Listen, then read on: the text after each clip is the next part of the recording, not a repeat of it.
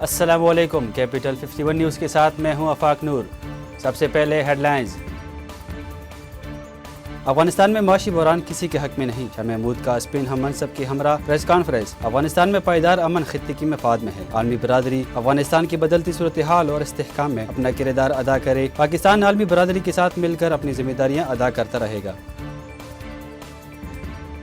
پاکستان میں امن و استحکام کو نقصان پہنچانے والی بیرونی اور اندرونی قوتوں کے عزائم کو ناکام بنائیں گے۔ آرمی چیف کی زیر صدارت کور کمانڈر کانفرنس سے خطاب۔ کانفرنس میں عالمی، علاقائی، ملکی سیکورٹی صورتحال سمیت افغانستان کی صورتحال پر بھی غور کیا گیا۔ وزراء کا الیکشن کمیشن کو دھمکانے کا رویہ دہشت گردانہ ہے۔ شہباز شریف، ثابت ہو گیا کہ حکومت کے پاس الیکٹرانک ووٹنگ مشین پر اٹھنے والی فنی و تکنیکی سوالات کا کوئی جواب نہیں۔ وزراء کی اداروں کو آگ لگانے اور ان کی جہنم جانے کی گفتگو ریاست دشمن رویہ ہے۔ یہ رویہ دہشت گردانہ اور انتہائی قابل مذمت ہے۔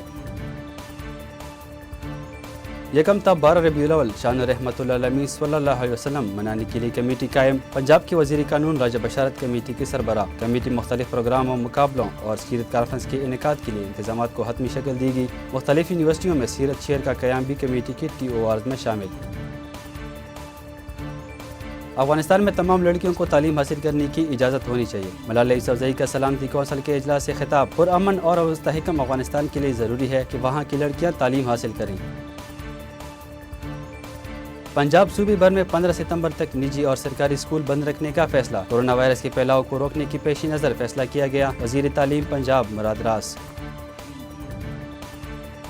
کراچی احسن آباد میں ایمبرائڈری کی فیکٹری میں آتش زدگی۔ فیکٹری کی پہلی منزل پر اچانک آگ بھڑک اٹھی تھی جو پھیلتی ہوئی دوسری منزل تک جا پہنچی تھی۔ آگ پر قابو پا کر ملازمین کو بحفاظت نکال لیا گیا۔ بھاری مالیت کا سامان خاکستر ہو گیا۔ اگست میں 2 ارب سے زائد کی ترسیلات زر آئی۔ اسٹیٹ بینک اگست کی ترسیلات جولائی کے مقابلے میں 4.92 لاکھ ڈالرز کم رہی۔